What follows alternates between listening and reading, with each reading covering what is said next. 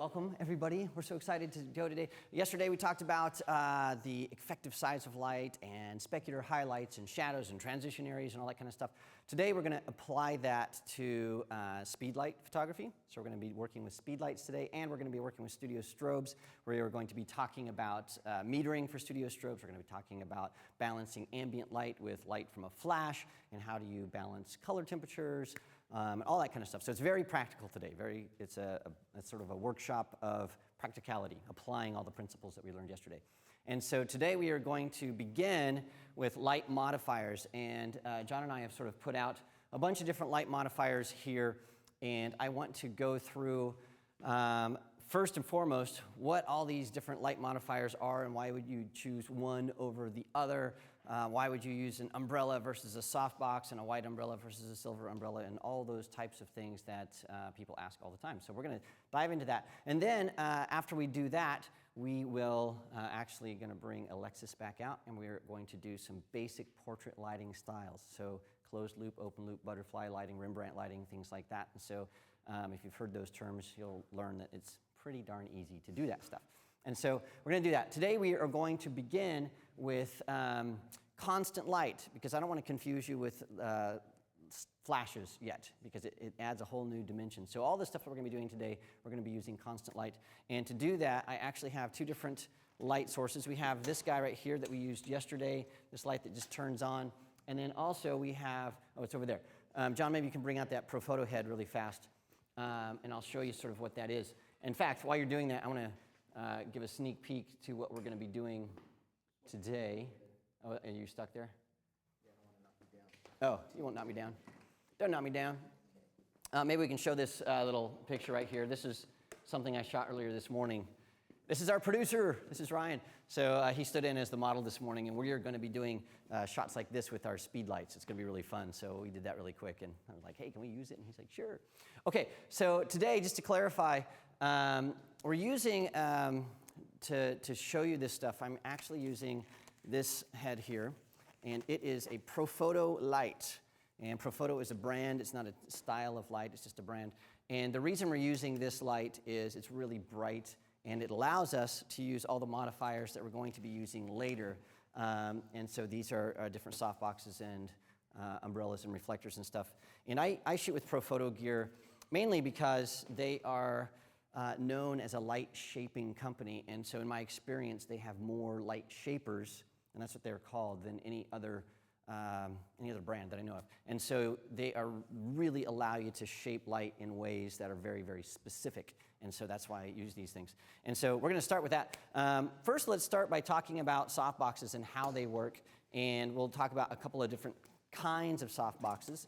Now remember, we have, when we're working with light, we're working with the direction of light.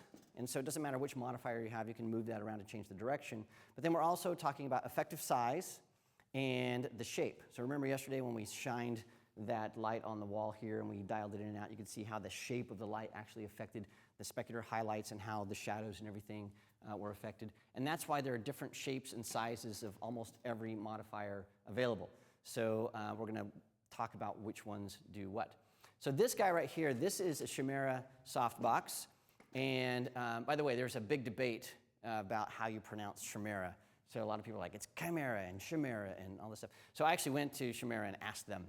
And I said, how do you pronounce this? And they said, it's Chimera. Like, actually, I think even on their website, they say we know it's pronounced Chimera, but we like Chimera because it's shimmery and yeah. of light. So, and that's the thing. So I said, oh, okay, it's Chimera. And then I went and I was like at Photo Plus or something, and I went to their booth and I'm like, oh, it's so great. And they're like, it's Chimera.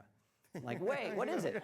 So, yeah, I got two different results. But I call them Chimera softboxes, or tomato, tomato, whatever. Also, yesterday, John and I were talking about catch lights. Yes, we had a discussion on it, where Mark said he liked round catch lights. Yeah, and I said I like square catch lights, because I think of catch lights as windows and doorways and a big open sky.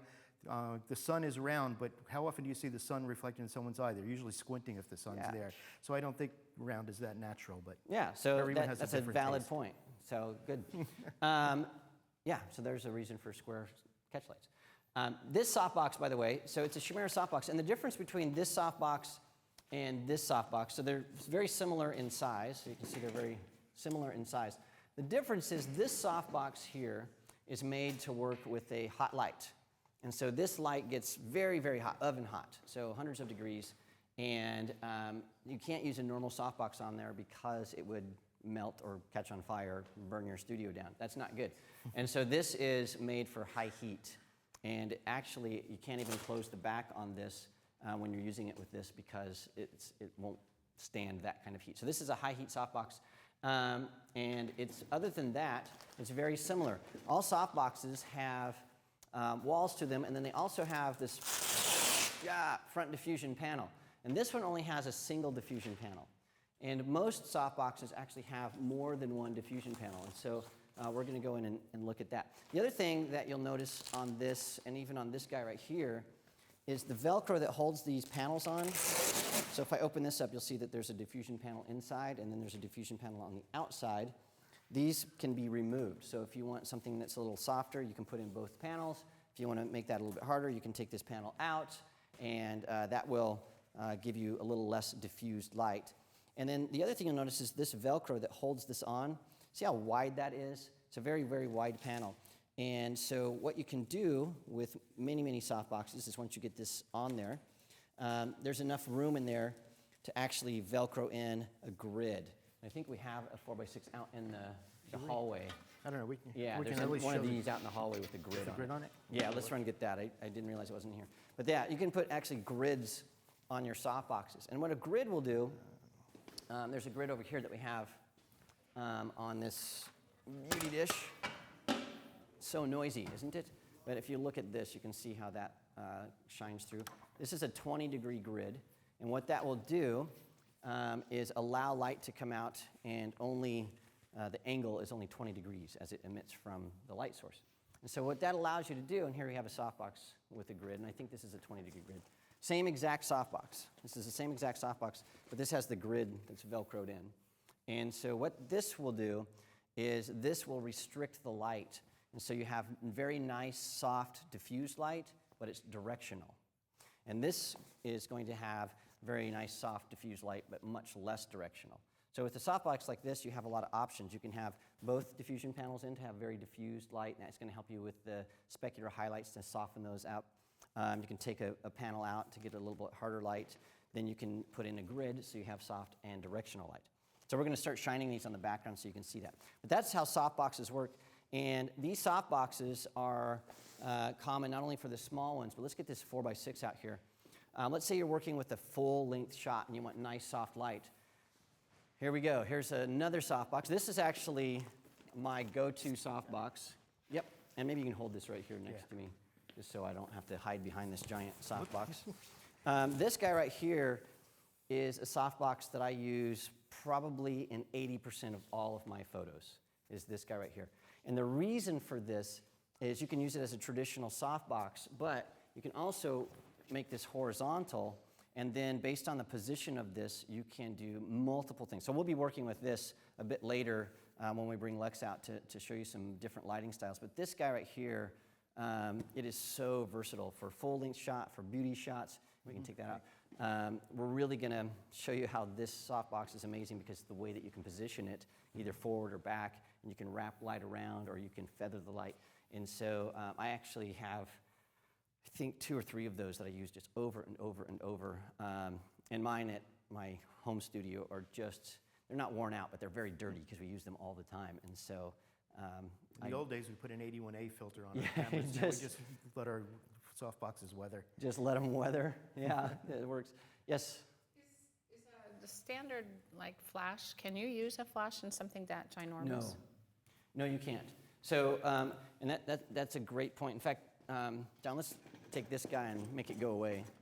So we're going to let that live. Can you put that behind so we're done with that? But yeah, so a speed light, like this guy right here, most speed light modifiers are going to be much smaller. And the reason for that is a speed light, the spread of the light is, it has to be broad enough to fill the entire thing evenly and have enough power to actually get somewhere. So when you're traveling, when your light is traveling through something, as soon as it hits that diffusion panel that's in front here, you're losing about a stop of light, sometimes half a stop, sometimes 2 stops. Depends on how many diffusion panels are in there. And so we'll learn later that the power output of these lights don't compare at all to a studio strobe. And so the problem is physics. It just doesn't have enough oomph to throw that much light. Now, having said that, I have used a speed light in soft boxes that are 2x3 and sometimes even a little bit larger, and you get nice soft light. So you can use it in something that's bigger than this, and then you can use it on umbrellas that are probably 2 feet, something like that, and you're not going to have an issue. But to pump something like that through a 4x6 softbox, it's going to be very difficult. What you can do, and my friend Kevin Kubota does this all the time, he has these brackets, and you can buy these at Adorama or whatever camera store you go to. But you can mount several flashes on a single bracket and throw that into a much larger light source, and then you can get light that pumps through. And so you're quadrupling your light, and so that works. The difference, though, is this flash right here, I believe, is around $600. So if you got 4 of those, you're at $2,400. Or you can get a studio strobe like the Profoto Acute B1, which is equivalent to 10 of these flashes, and it's $2,200, something like that. And so financially, for me, it doesn't make sense to put all those flashes in now that there are options like the B1 available, because it just doesn't make financial sense to me. Okay, and Profoto isn't paying me to tell you guys all this great stuff about that. I just love their gear, so please don't write in and say, how much are they paying? They're not. They don't give me money to talk about their stuff, or neither is Canon or Pocket Wizard or anybody else. All right, so we have those 2 things. The other thing I want to show you is the difference on this studio strobe compared to, do we have a D1? Where did that D1 go? Just pull out any of those. The other difference between a speed light and a studio strobe like this, most studio strobes, the light actually comes out.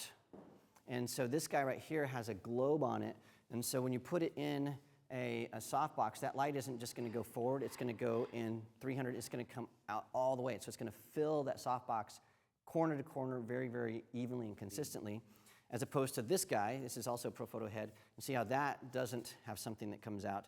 And so this has a really wide angle of coverage, thank you. Like angle of view, no. Angle of coverage. So the light does come out pretty radically, but you still don't get the same even consistent light as if you had something that actually protruded into the softbox. Yes. Absolutely. But you were telling me there is an attachment for this. Yeah, this guy actually, you can take this diffusion out and you can put a globe like this on the front. The difference is this one actually has a tube inside it. This one, the tube is still inside here, so it's a little bit different. And by the way, this is the new flash I was telling you about, where it's a studio strobe, battery powered, and you can, I know, it's really nice. I know, it's so sweet. So this is equivalent to 10 speed lights, and it's pretty awesome. Good. Okay, so we'll be working with that tomorrow, I believe. And they just came out. They've changed everything. It's really awesome. All right, so what I want to do, we also have some other modifiers, and these are considered hard light reflectors because what they do is instead of diffusing the light, they create really hard specular light. And this guy right here, you can see that the sizes are changing, and the larger the size of the light, the softer that light is. So you can have very directional, hard, a little bit softer than this light. And so the larger these things go, the softer the light is. And you can even go to something that is very large, like this. And this is considered, it's called a beauty dish. I think the technical name for this is soft light reflector, but everybody calls it a beauty dish. And you can see that's even larger. And so what you're getting there is you're getting this very directional, soft light that can wrap around your subject. And it is not quite as large as a softbox. You can see it's about half that size. But this will give you this look that is pretty amazing. So we're going to be shooting with this today and tomorrow. We'll start looking at this. This also has a very broad light, just sort of goes everywhere because of this white. And so what you can do is you can take this guy, and this is a very common thing, and you can throw a grid on the front of this, and that will give you a very restricted light, so it'll keep it from spilling in places that you don't want it to spill. So you can see with all these different light modifiers, you're able to choose the shape of light that you want, but then you can also choose how directional, how controlled that light is. So you can really dial in exactly where you want the light to fall and how you want it to appear when it falls. And so grids give you a lot of different options. And can you give me that little bag right there? Yeah, just give me the whole bag. Give me the whole bag, thank you. This is something that actually works with this reflector, and it's the same kind of thing. So this is going to give us a very directional light, but if we want to restrict that, we can put these little grids on the front of this, and so again, we can confine how that light is coming out. And these I use for things like highlights on the cheeks, and so if you have this with no grid on it, it's shining into the camera, you can put a grid on it, and all of a sudden, you've basically blocked the light from hitting your lens, but it still hits the subject where you want it, or you can put a little pool of light, maybe a corner of a room, or on a chair, or on a lamp. You can really dial in where the light goes. And these grids come in different degrees. So you've got 5 degrees, 10 degrees, 20 degrees, and so you can choose how that light is being shaped, which is really cool. And then last but not least, we have here ye old umbrella. And this umbrella, the question is, why would you use a softbox instead of an umbrella? The umbrella, and we're going to show you this on this background here. If you just need soft light really fast, I feel like Mary Poppins, but if you just need soft light very, very fast, this is the go-to modifier. It's going to give you very soft diffused light. It's going to be nice and round. It's going to wrap around your subject. It'll look great, and it takes 10 seconds at most to set this thing up, and they're very affordable. And they pack easily. You can throw them in a bag. You can carry them on a flight. And so umbrellas are something that every photographer should have, no matter if you're shooting with speed lights or studio strobes. They work great. Yes? What is the benefit or drawback of going from a shoot-through umbrella or one that bounces like that? There are a few benefits. So first and foremost, I'm going to start setting up. Let's get this guy here, and let's start showing stuff on the actual wall. So a shoot-through umbrella, what's going to happen, and a shoot-through umbrella is an umbrella like this, but there is the cover, the black cover, can come off, and so it's a translucent material. And so I think the best way to show this is to show you on this back wall here. So, so John, maybe on the side over here, I think there is a shoot-through umbrella, and we can do that after you get that set up. But the shoot-through umbrella, when you're shooting through it, what you'll get, instead of a reflected light, you'll get a very directional, soft light. And so I like to call it a poor man's softbox.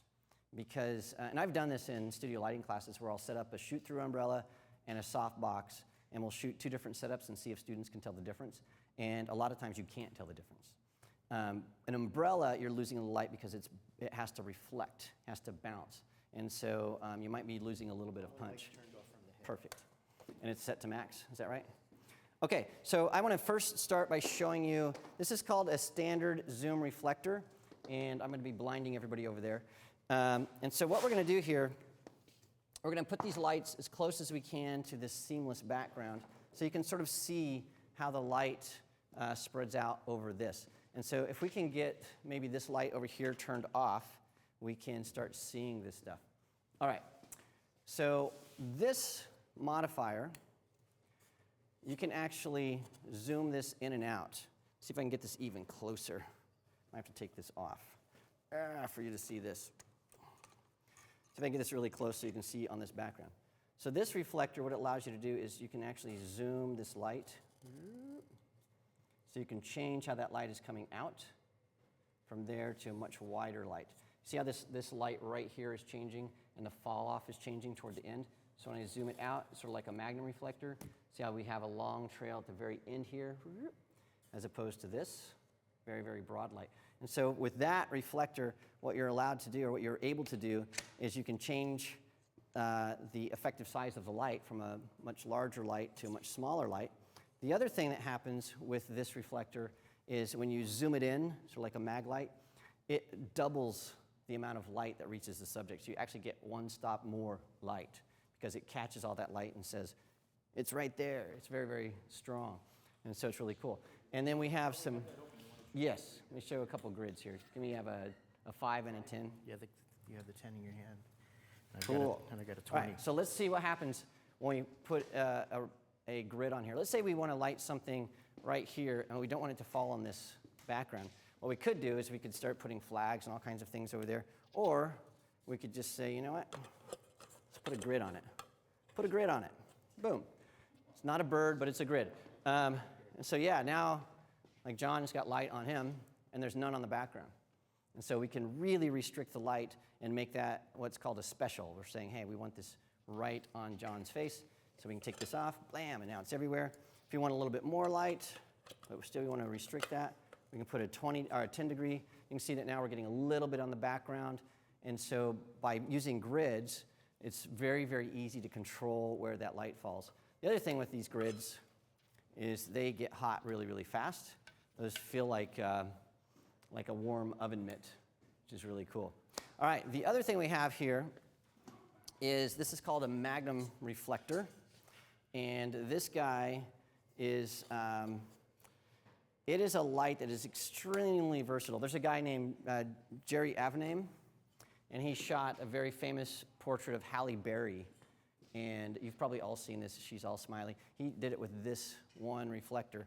And the nice thing about this reflector is because it has sort of this pitted insert here, you can either have that on your subject directly, or you can feather that light, and so you're just getting a little bit of light on your subject, and you can change the qualities of light.